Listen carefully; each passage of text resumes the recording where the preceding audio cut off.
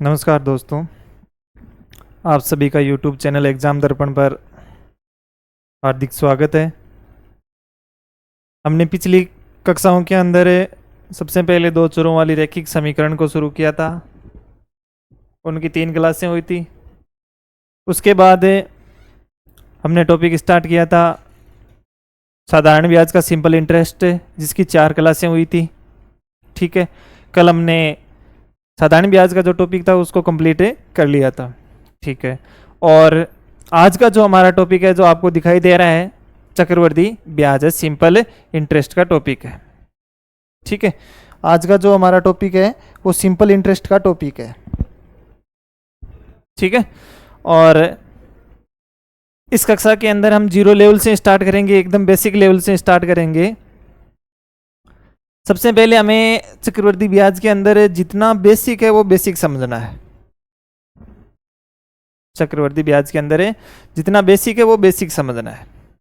ठीक है, अब क्या करेंगे? बेसिक समझने के लिए सबसे पहले आपको साधारण ब्याज के अंदर जो बताया था वो ध्यान होना जरूरी है। साधारण ब्याज के अंदर बताया था कि प्रत्येक वर्ष जो साधारण ब्याज है वो समान रहता है। जैसे मान लो कि 2000 रुपये है और 10% दर लग रही है, तो 2000 पर 10%, 2000 का 10%। ठीक है, तो 2000 का 10% कितना रुपए हुआ? 200 रुपये।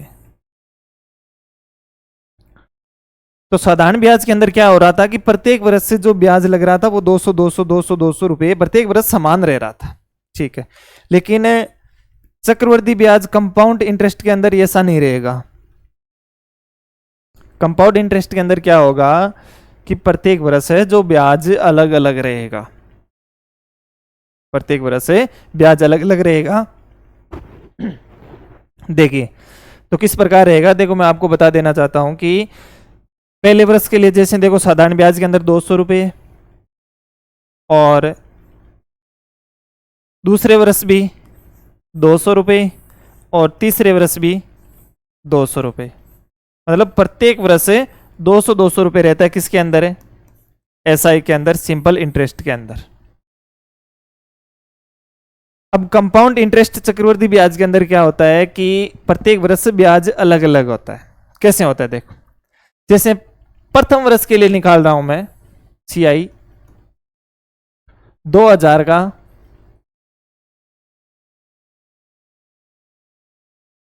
10% पहले वर्ष के लिए है।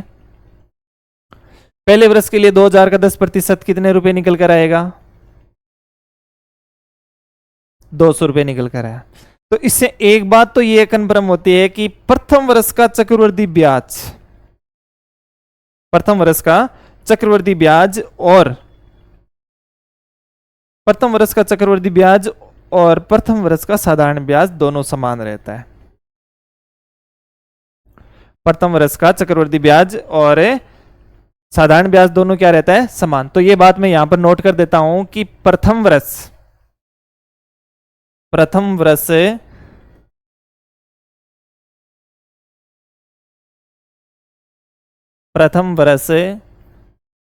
का एसआई सिंपल इंटरेस्ट व सीआई कंपाउंड इंटरेस्ट दोनों समान रहते हैं।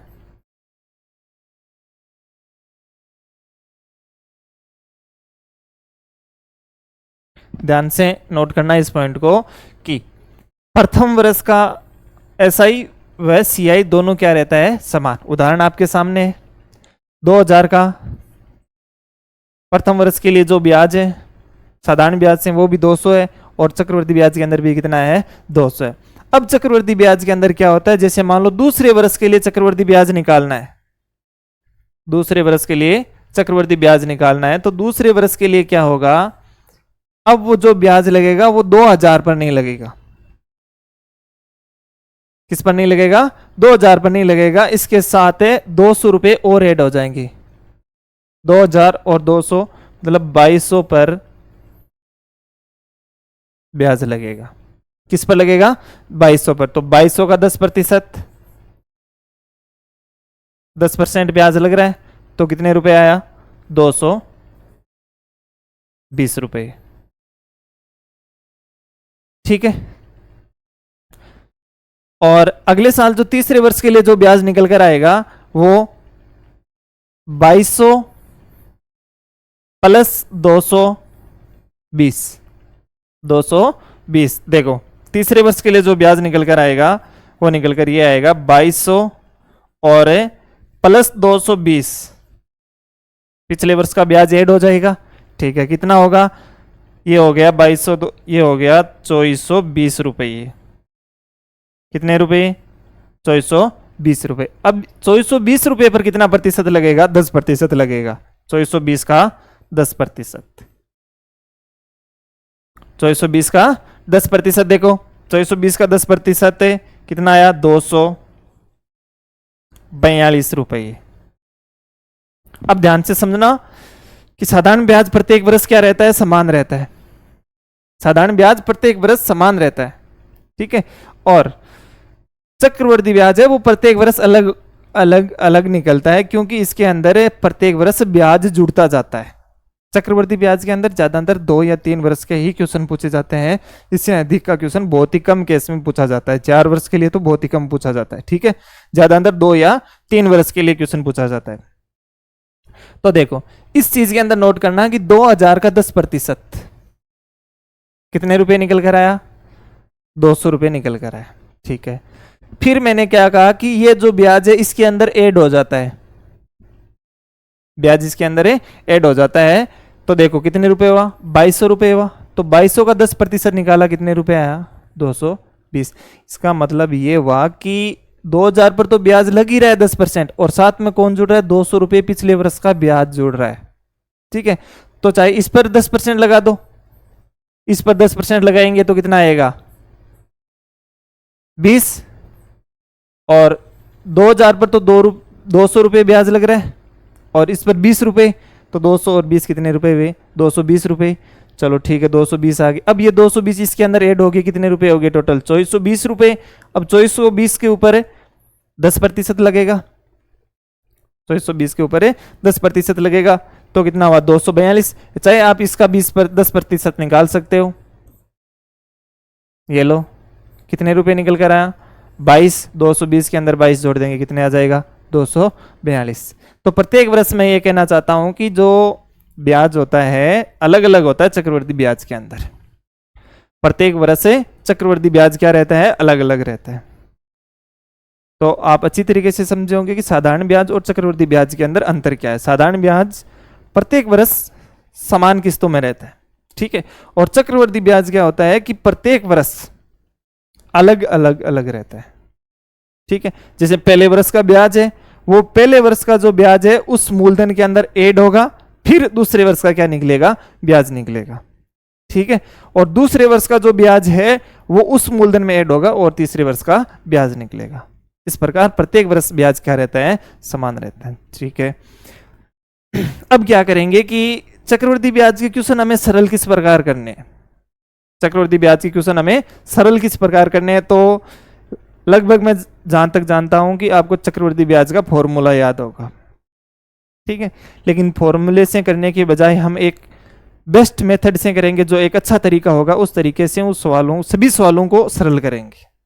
अब वो तरीका क्या होगा मैं आपको बताऊंगा। तो सबसे पहले आपको मैं, जैसे मान लो एक कोई सवाल आता है लाभ हानि वो जनसंख्या वगैरह का सवाल आता है, प्रतिशत के अंदर है कि एक नगर की जनसंख्या 5000 है, प्रत्येक वर्ष जनसंख्या 10% बढ़ रही है, तो 2 वर्षों या 3 वर्षों के अंदर उस नगर की जनसंख्या कितनी होगी? जैसे मान लो एक नगर की जनसंख्या 5000 है। ठीक है, और प्रत्येक वर्ष ये जनसंख्या 10% बढ़ रही है। मतलब 100 के ऊपर कितना प्रतिशत? 10%, मतलब 110 हो रही है जनसंख्या। ठीक है, तो कितने वर्ष के बाद निकालनी है? हमें 3 वर्ष के बाद निकालनी है। तो इस सवाल को हम इस प्रकार सरल करते हैं, 110/100 इंटू 110/100 इंटू 110/100। इस प्रकार से हम सरल करते हैं। ठीक है, इसी प्रकार से हम क्या रहेगा? चक्रवर्ती ब्याज रहेगा। ठीक है, हम छोटी कक्षाओं के अंदर भी पढ़ चुके हैं, या आप सभी जानते होंगे कि चक्रवर्ती ब्याज का सूत्र क्या है। ठीक है, तो एक बार मैं बता देना चाहता हूं चक्रवर्ती ब्याज का सूत्र है। देखो, चक्रवर्ती ब्याज का सूत्र, सबसे पहले मैं मिश्रधन का सूत्र बता देता हूं। मूलधन, मूलधन को पी प्रिंसिपल से नोट करते हैं। ठीक है, इंटू 1 प्लस दर बटा 100 इंटू घात, सॉरी घात समय। ठीक है, और ये तो मिश्रधन का सूत्र है, और यदि हमें चक्रवर्ती ब्याज ज्ञात करना है तो माइनस क्या करेंगे, मूलधन करेंगे। क्या करेंगे, माइनस से मूलधन करेंगे। ठीक है, तो देखो, तो इसको मैं इस प्रकार से भी लिख सकता हूं कि चक्रवर्ती ब्याज ज्ञात करना है। चक्रवर्ती ब्याज ज्ञात करने का सूत्र क्या रहेगा, मिश्रधन, जो भी मिश्रधन आएगा उसमें से क्या कर दूंगा, माइनस से मूलधन कर दूंगा। मिश्रधन माइनस से मूलधन। इस प्रकार हम कक्षाओं के अंदर पढ़ते आ रहे हैं और सवालों को इस सूत्र से भी सरल कर रहे हैं, लेकिन हमें एग्जाम की दृष्टि से कम समय के अंदर इस सवाल को हल कर सके, इसके लिए हमें क्या करना होगा। ठीक है, तो मैं आपको 2 तरीके बताऊंगा, उस 2 तरीके में से आपको जो बेस्ट लगे, आपको जो तरीका बेस्ट लगे, ठीक है, कि सर मुझे ये तरीका बेस्ट लग रहा है, वो एक बार आप कमेंट के अंदर जरूर बताइए कि सर मेरा ये तरीका बेस्ट है, ये बेस्ट लग रहा है मुझे सरल करने में, या ये पहला तरीका या दूसरा तरीका, कोई सा भी तरीका यदि आपको बेस्ट लग रहा है तो वो कमेंट बॉक्स के अंदर जरूर बताइएगा। ठीक है, तो देखो हम सवाल को सरल करते हैं, किस प्रकार होगा देखते रहिए। मैं उनको मिटा देता हूं, ये देखिए क्या करना है। देखो, सबसे पहले मैंने मान लो मूलधन लिख दिया 5,000 रुपये।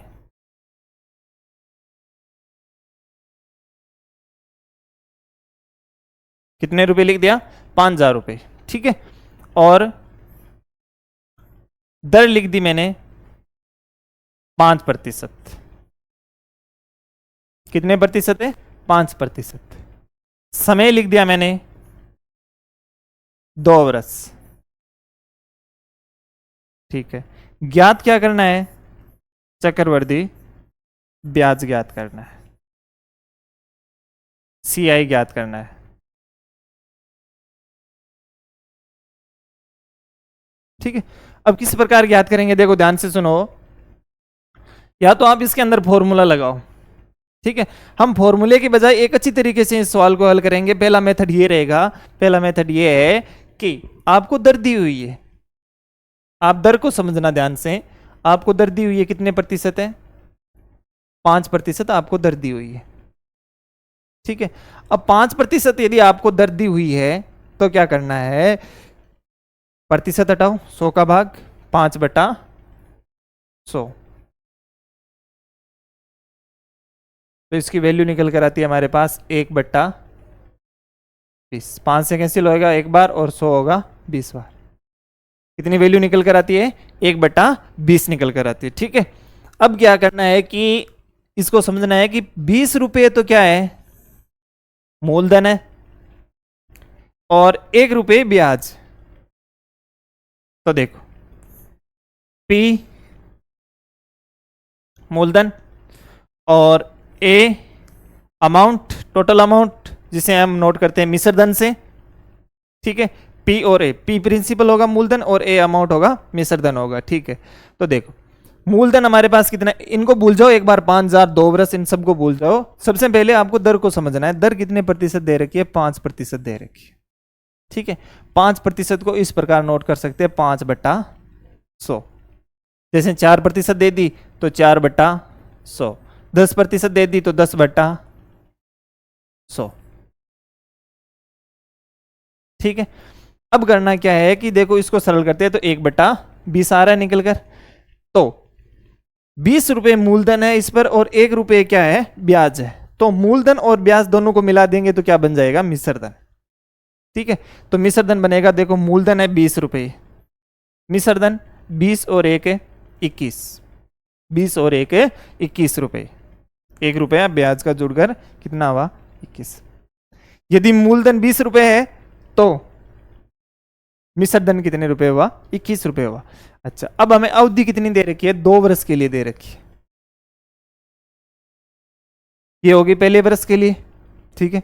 दूसरे वर्ष के लिए दे रखा है, 2 वर्ष दे रखे हैं, तो दूसरे वर्ष के लिए भी लिख दो कि मूलधन 20 रुपए और मिश्रधन कितने रुपए, 21 रुपए। आसान तरीका है, एकदम इजी तरीका है, इसको आप ध्यान से समझना। साधारण ब्याज के अंदर लगभग सारे सवाल इसी तरीके से हम सरल करेंगे। एक दूसरा मेथड और है, आप उसको भी समझ सकते हो ध्यान से। तो देखो, पहला मेथड ये कह रहा है कि आपको दर लेनी है, दर को इस प्रकार नोट करना है, इसकी वैल्यू निकालनी, 1/20 निकल कर आई, तो 1/20 वैल्यू निकल कर आई, तो इसमें 20 तो मूलधन है और एक क्या है, ब्याज। तो 20 रुपये मूलधन है, तो 20 रुपये मूलधन है। देखो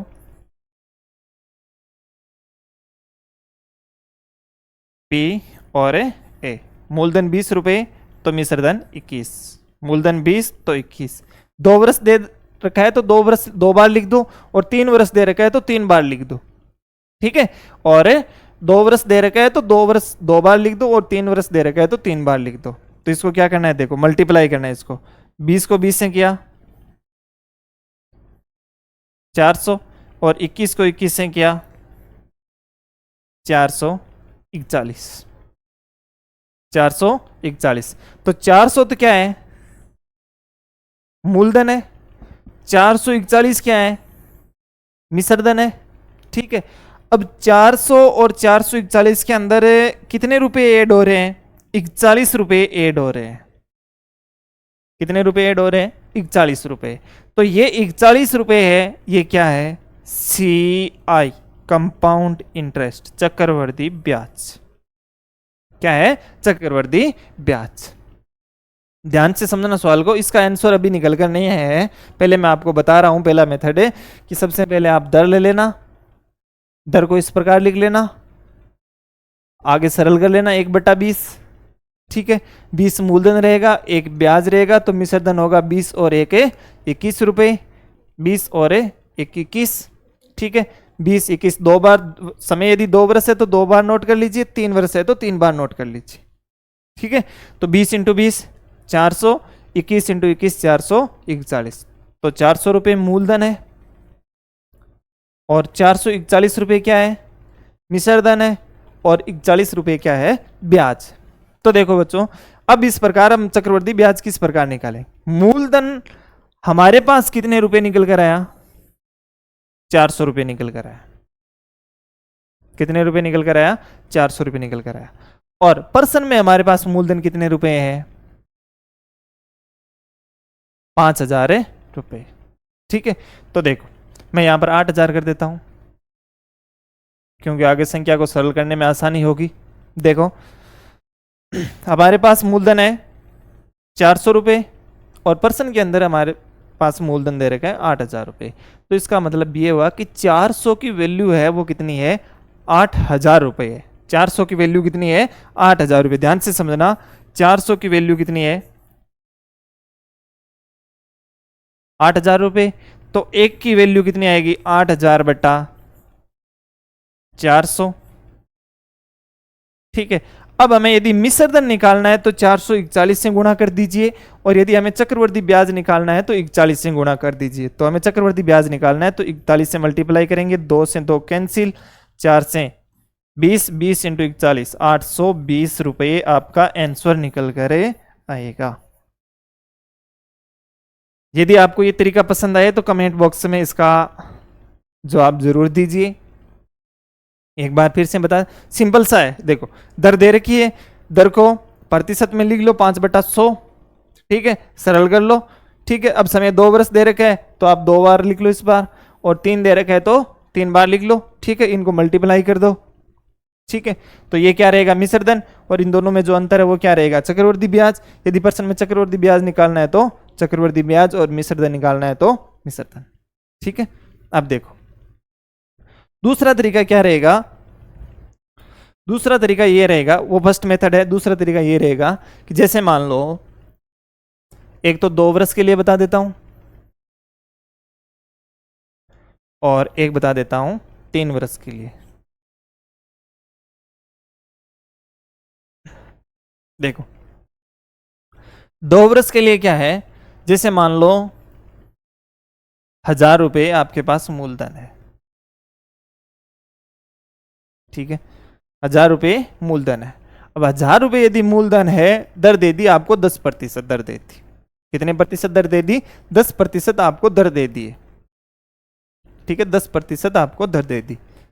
आर बराबर 10%, समय तो दे रखा है आपके पास 2 वर्ष। अब करना क्या है कि देखो, प्रथम वर्ष के लिए जो ब्याज लगेगा वो किस पर लगेगा? 1000 पर 10% लगेगा, 1000 पर 10% लगेगा। तो 1000 पर 10% कितने रुपए ब्याज लगेगा? 100 रुपये ब्याज लगेगा, ठीक है। अब दूसरे वर्ष के लिए ब्याज, दूसरे वर्ष के लिए जो ब्याज लगेगा वो 1000 पर तो लगेगा ही लगेगा, लेकिन उसके साथ 100 रुपये का जो ब्याज इस पर और लगेगा। चक्रवृद्धि ब्याज का मतलब यही है कि जो ब्याज है उस पर भी ब्याज लगेगा। चक्रवृद्धि ब्याज का मतलब ये है कि जो ब्याज है उस पर भी क्या लगेगा? ब्याज लगेगा। देखो, तो 1000 पर कितने प्रतिशत लग रहा है? 10% लग रहा है। तो प्रथम वर्ष के लिए 10% ब्याज लगा हमारे पास है 100 रुपये, ठीक है। दूसरे वर्ष के लिए 1000 पर 10% तो लगेगा ही लगेगा, इसके अलावा इस 100 पर भी ब्याज लगेगा। चक्रवृद्धि ब्याज के अंदर है ब्याज पर भी ब्याज लगता है, ठीक है। देखो, तो ये 100 रुपये ब्याज तो लगेगा ही लगेगा। अब इस पर भी 10% ब्याज लगेगा। क्यों? क्योंकि दूसरे वर्ष के लिए ये ब्याज इसके अंदर क्या हो जाएगा? जुड़ जाएगा, ठीक है। तो 100 का 10% है, कितना आएगा? 10 आएगा। कितना आएगा? 10 आएगा, ठीक है। तो 10 रुपये ब्याज और लगेगा। इस बात को ध्यान से समझना। देखो, इसके अंदर 100 कितनी बार आया है? 2 बार आया है, ठीक है। 10 कितनी बार आया है? 1 बार आया है। ध्यान रखना, 2 बार और 1 बार। आराम से बताऊंगा, आप इसको ध्यान से समझना, ठीक है। अगला देखो, 3 वर्ष के लिए 1000 रुपये है। फर्स्ट वर्ष, सेकेंड वर्ष और थर्ड वर्ष, ठीक। प्रत्येक वर्ष के लिए 100 रुपये ब्याज तो लगेगा ही लगेगा। 100 रुपये, 100 रुपये, 100 रुपये, ठीक। अब क्या करना है? देखो, 100 रुपये ब्याज लग रहा है, इस पर भी 10% लगेगा। ये लो 10 रुपये, ठीक है। आगे देखो, आगे क्या होगा? 2 साल का तो हो गया, 2 साल का यहां तक आपको समझा दिया। अब तीसरे साल के लिए क्या होगा? तीसरे साल के अंदर ये जो ब्याज है 2 वर्षों का, ये ब्याज इसके अंदर जुड़ जाएगा। तो इस पर भी क्या लगेगा? इन सभी पर क्या लगेगा? ब्याज लगेगा। इन सभी पर क्या लगेगा? ब्याज। तो तीसरे वर्ष में 1000 पर तो ब्याज लगा कितने रुपए? 100 रुपए। अब इस 100 पर भी ब्याज लगेगा कितने रुपए? 10 रुपए लगेगा, 10% जुड़ेगा। और इस 100 पर भी क्या लगेगा? ब्याज लगेगा। ये लो 10 रुपये जुड़ गया, ठीक है। इस 10 पर भी 10% ब्याज लगेगा, तो कितने रुपए जुड़ा? 10 का 10% 1 रुपया होता है। 10 का 10% 1 रुपया होता है। देखो, इसके अंदर है 100 कितनी बार है? 3 बार, ठीक है। 10 कितनी बार? 3 बार। और 1 कितनी बार? 1 बार। ध्यान से समझना इस सवाल को ध्यान से समझना। एक बार फिर बता रहा हूं कि 1000 रुपये हमारे पास मूलधन है, ठीक है। अब 2 वर्षों के लिए मैं पैसा दे रहा हूं किसी को, और चक्रवृद्धि ब्याज पर दे रहा हूं।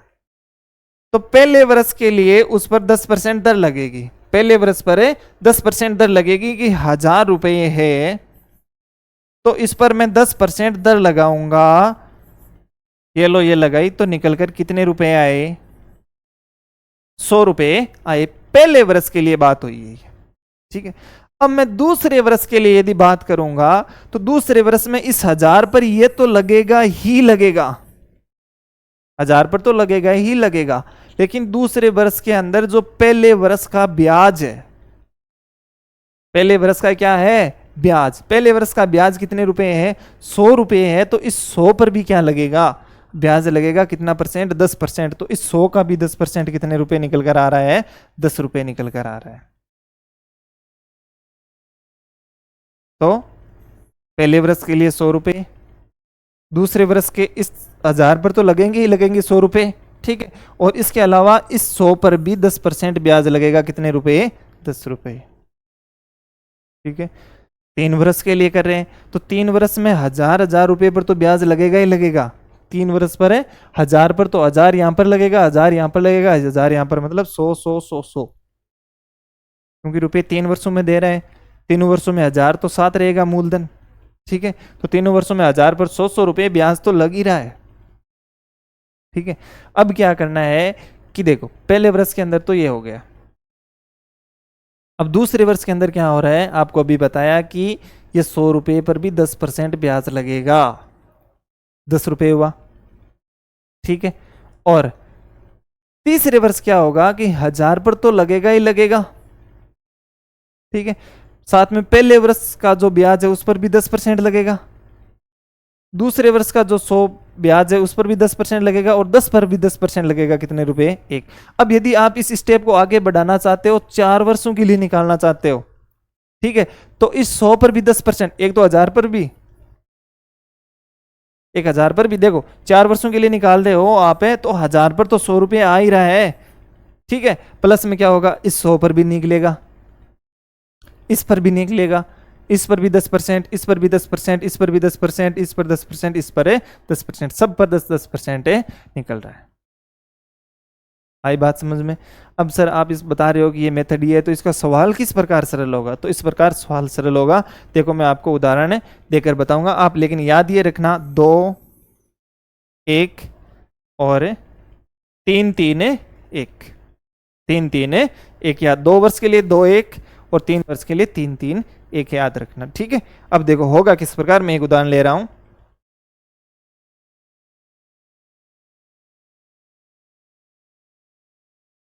देखो वही मूलधन ले रहा हूं मैं, 8000 रुपये मूलधन है, और दर कितनी है? 5% है। ठीक है, और समय ले लिया, यहां पर कितने वर्ष है? 2 वर्ष। ठीक है, हो गई। अब क्या कर रहा हूं, वही मूलधन है 8000 रुपये, और आर बराबर है 5%, आर बराबर है 5%, और टी बराबर है 3 वर्ष। याद रखना इस सवाल को, वो पहला मेथड तो आपको मैंने बता ही दिया। अब दूसरा मेथड है, देखो क्या करना है, आपको बताया था कि 2 वर्ष के लिए 2 और 1 याद रखना है, और 3 वर्ष के लिए याद रखना है 3 3 3 और 1। ठीक है, अब देखो किस प्रकार सरल करना है। तो सबसे पहले 8000 पर कितना परसेंट है? 5% ब्याज लग रहा है। ठीक है, तो 8000 का 5% आप निकाल लो, 8000 का 5%, ये लो, कितने रुपए निकल कर आया? 400 रुपये। कितने रुपए निकल कर आया? 400 रुपये निकल कर आया, ये लो। ठीक है, अब क्या करना है, दूसरे वर्ष के लिए किस पर ब्याज निकलेगा? 400 पर लगेगा और ब्याज लगेगा, तो 400 का कितने प्रतिशत है? 5% निकाल लो, और 400 का 5%, 5 और 20, कितने रुपए निकल कर आया? 20 रुपए निकल कर आया। इतना तो आप काम कर सकते हो, एकदम इजीली काम कर सकते हो, कि जैसे 5% दर दे रखी है। ठीक है, तो इसके निकाल लो, 8000 का 5% कितना हुआ? पहले वर्ष के लिए 400 रुपये ब्याज लगेगा, दूसरे वर्ष के अंदर ये 400 भी साथ ऐड हो जाएगा। ठीक है, तो 400 पर ब्याज लगेगा, तो 400 का 5% कितना हुआ? 20 रुपये। अब सर 2 और 1 क्या है? 2 और 1 ये है कि आप इसको तो 2 से मल्टीप्लाई कर दो, और इसको 1 से मल्टीप्लाई कर दो। 2 को इससे किया, कितना हुआ? 800, और 20 को 1 से किया 20, कितने रुपए हुआ टोटल? 820 रुपये। ये देखो 820 रुपये। इस मेथड से भी 820 और उस मेथड से भी 820। अब इनमें से आपको जो बेस्ट लगे वो तरीका आप अपना सकते हो। आपको जो तरीका बेस्ट लगे वो अपना सकते हो, और आप कमेंट बॉक्स के अंदर जरूर बताइएगा कि सर मुझे ये तरीका बेस्ट लगा, पहला या दूसरा। ठीक है, देखो एक बार मैं फिर से बता देता हूं पहले 3 वर्ष वाला वो कंप्लीट कर लेते हैं। देखो 3 वर्ष में क्या होगा, देखो 8,000 के लिए कितने प्रतिशत है, 5% कितने रुपए, 400 रुपये। 400 का 5% कितना हुआ, 20 रुपये। ठीक है, और 20 का 5%, 20 का 5% कितने रुपए होगा, आप आराम से निकाल सकते हो इनको फटाफट। ठीक है, तो कितना हुआ, 1 रुपया। कितने रुपए निकल कर आया, 1 रुपया निकल कर आया। ठीक है, अब क्या करना है, इसको 3 से मल्टीप्लाई, और इसको भी 3 से मल्टीप्लाई, और इसको 1 से, कितना हुआ 1260 और 1 कितने रुपए, 1261 रुपये आपका आंसर निकल कर आएगा 3 वर्षों का 8,000 के लिए साधारण चक्रवर्ती ब्याज। उम्मीद करता हूं कि आप दोनों तरीकों को अच्छी तरीके से समझे होंगे इस सवालों को, और आपको जो तरीका बेस्ट लगे आप उस तरीके से इन सवालों को सरल कीजिए। ठीक है, तो आज मैंने पूरा का पूरा जो बेसिक बताया है चक्रवर्ती ब्याज का, एकदम 0 लेवल से स्टार्ट किए। ठीक है, आप सूत्र से सवाल करते आ रहे होंगे। ठीक है, और अब एक तो पहला तरीका बता ही दिया कि आपको दर को समझना है। देखो आपको दर को समझना है, देखो कि दर दे रही है 5%, तो 5/100 1/20, मतलब 20 पर 1 रुपया ब्याज लग रहा है। ठीक है, तो 20 पर 1 रुपया ब्याज लग रहा है, तो 2 वर्ष के लिए 2 वर्ष के लिए लग रहा है, तो 20 रुपये मूलधन 21 रुपये मिश्रधन, 20 रुपये मूलधन 21 रुपये मिश्रधन, 3 बार दे रखा है तो 3 वर्ष के लिए लिख देंगे। ठीक है, इनको मल्टीप्लाई किया 400, 441, और अंतर कितने का, 41 रुपये। ये क्या रहेगा, चक्रवर्ती ब्याज। प्रश्न में क्या पूछ रहा है, हमें चक्रवर्ती ब्याज पूछ रहा है। प्रश्न में यदि हमें चक्रवर्ती ब्याज पूछ रहा है तो देखो 400 मूलधन है हमारे पास, प्रश्न में कितना है 8,000, तो 400 की वैल्यू 8,000, 1 की वैल्यू 8,000/400 इंटू हमें निकालना चक्रवर्ती ब्याज, मतलब 41 की वैल्यू निकालनी है, तो 820 निकल कर आएगा। एक सेकेंड,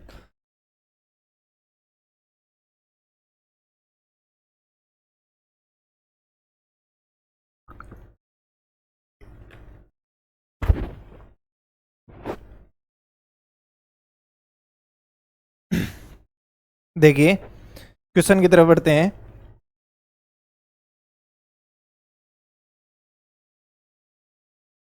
देखो पहला क्वेश्चन है, मूलधन है 5,000 रुपये, दर है 8% और समय है 2 वर्ष, ज्ञात क्या करना है, चक्रवर्ती ब्याज। ठीक है, तो सिंपल सा तरीका है, दर 8% है, दर को समझो 8/100, 4 से कैंसिल होगा, 2 कितनी बार, 25 बार। ठीक है, पहला मेथड बता रहा हूं मैं, पहला मेथड ये है, दर को समझना आपको, 8/100 मतलब 2/25, 25 रुपये मूलधन है और 2 रुपये इस पर क्या लग रहा है, ब्याज लग रहा है, मतलब मिश्रधन कितने रुपए हो रहा है, 27 रुपये हो रहा है। देखो पी और ए, पी मूलधन 25 रुपये है और ए कितने रुपए है, 27 रुपये, 25 और 2 ब्याज के 27।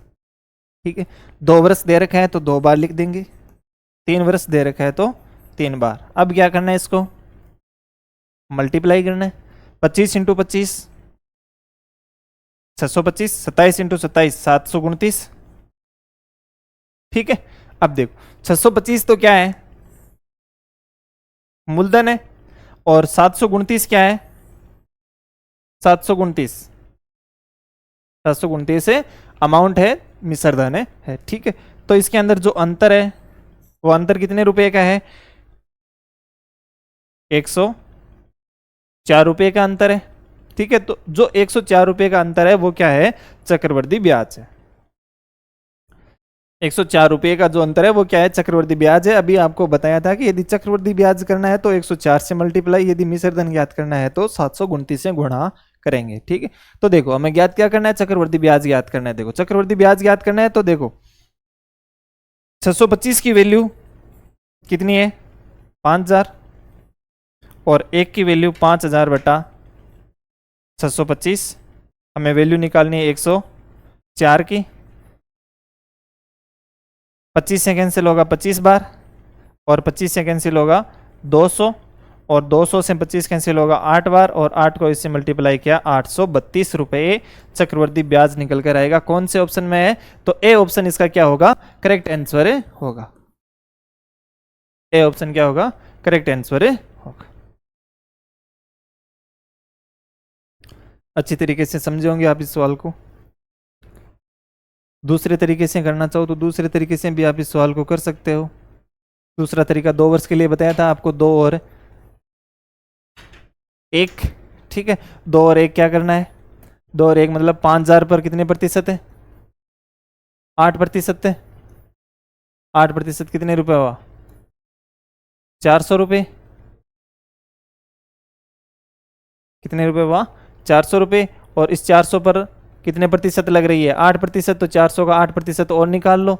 400 का 8% कितना हुआ?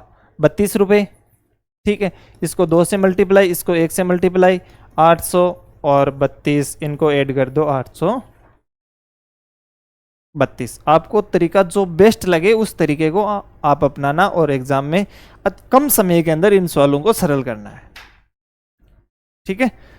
अब देखिए अगला क्वेश्चन। अगला क्वेश्चन है 8,640 रुपये मूलधन है और 13,720 रुपये मिश्रधन है, और समय दे रखा है 3 वर्ष, और ज्ञात क्या करनी है? दर ज्ञात करनी है।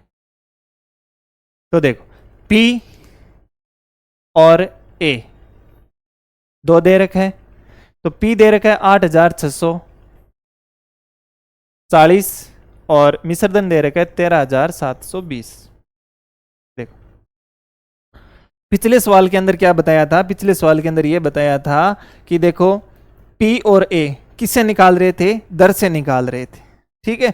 और अगले सवाल के अंदर P और A दे रखा है और निकालनी क्या है? दर निकालनी है। तो किस प्रकार से हल करेंगे? देखो इसको कैंसिल करते जाओ, ठीक है। इसको कैंसिल करते जाएंगे तो 0 से 0 कैंसिल, 4 से ये कैंसिल होगा, 2 और 16, 216, और ये कैंसिल होगा 4 से 343 बार कैंसिल होगा, ठीक है।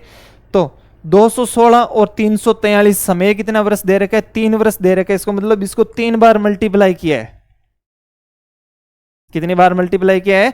3 बार। जैसे देखो इस सवाल के अंदर है समय 2 वर्ष दे रखा है, तो 2 वर्ष 2 बार मल्टीप्लाई किया, तो 25 इंटू 25 625, मतलब 25 का स्क्वायर हुआ। 3 बार गुणा करेंगे तो क्या होगा? क्यूब होगा। क्या होगा? क्यूब होगा। तो देखिए अगला सवाल है इस सवाल में कि 216 किसके क्यूब है? 6 के क्यूब है, 6 के क्यूब, ठीक है। और 343 किसके क्यूब है? 7 के क्यूब है, 7 के क्यूब है। एक बार पिछले सवाल को और नोट कर लेना कि 25 रुपये मूलधन है और 27 रुपये क्या है? मिश्रधन है। तो इसके अंदर कितने रुपए ब्याज जुड़ रहा है? 2 रुपये ब्याज जुड़ रहा है, मतलब 2/25 लिख रहे थे हम दर को। तो इसी प्रकार इस सवाल के अंदर हमें क्या लिखनी है? दर लिखनी है। देखो तो इसके अंदर ब्याज कितने रुपए जुड़ रहा है? 1 रुपये ब्याज जुड़ रहा है, ठीक है। तो 1 बट्टा कितना? 6 इंटू 100, तो इसको सरल करेंगे कितना आएगा? 50/3, 16 सही 2/3% क्या निकल कर आएगी? दर निकल कर आएगी। 16 सही 2/3% दर निकल कर आएगी।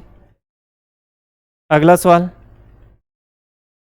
अगले सवाल के अंदर मूलधन है 20,000 रुपये और मिश्रधन दे रखा है 22,050 रुपये, और समय दे रखा है 2 वर्ष दे रखा है, और ज्ञात क्या करनी है? दर ज्ञात करनी है। पिछला सवाल है, आप फटाफट इसका आंसर कमेंट के अंदर बता देना कि इसका आंसर क्या होगा। देखिए P और A, P की वैल्यू है 20,000 और A की वैल्यू है 22,050। इनको काटेंगे, कैंसिल, ठीक है। 5 से कितनी बार? 400, और 5 से 441 बार, ठीक है। और अब हमें समय दे रखा है 2 वर्ष दे रखा है, तो 2 वर्ष के लिए क्या होगा, स्क्वायर होगा, मतलब 2 बार गुणा हो रहा है, ठीक है। तो 2 बार 400 किसका वर्गमूल हो रहा है, 20 का वर्गमूल हो रहा है, किसका हो रहा है, 20 का। और 41 किसके हो रहे हैं, 21 के, किसके हो रहे हैं, 21 के हो रहे हैं। देखो पिछले सवाल के अंदर क्या दे रखा, 3 वर्ष दे रखा है, ठीक है। तो इनका क्यूब निकालेंगे, 216 का क्यूब कितना हुआ, 6, और 343 का क्यूब कितना हुआ, 7। यदि समय 3 वर्ष दे रखा है तो क्यूब निकालना है, और समय 2 वर्ष दे रखा है तो हमें स्क्वायर निकालना है, ठीक है। तो देखो इस सवाल के अंदर है समय 2 वर्ष दे रखा है, तो स्क्वायर 400 का स्क्वायर, 400 का वर्गमूल 20 और 441 का 21, ब्याज कितने रुपए बढ़ा, 1 रुपये, किस पर, 20 पर, ये लो 20 पर है। एक हमें दर ज्ञात करनी है तो इंटू 100, कितने बार, 5 बार, तो दर निकल कर आई कितने प्रतिशत, 5% इसका करेक्ट आंसर होगा। आशा करता हूं कि आप इस क्लास को बहुत ही अच्छी तरीके से समझे होंगे। अगली क्लास फिर आपके बीच कल होगी, तो इस क्लास को ज़्यादा से ज़्यादा लाइक और शेयर कीजिए। बहुत बहुत धन्यवाद।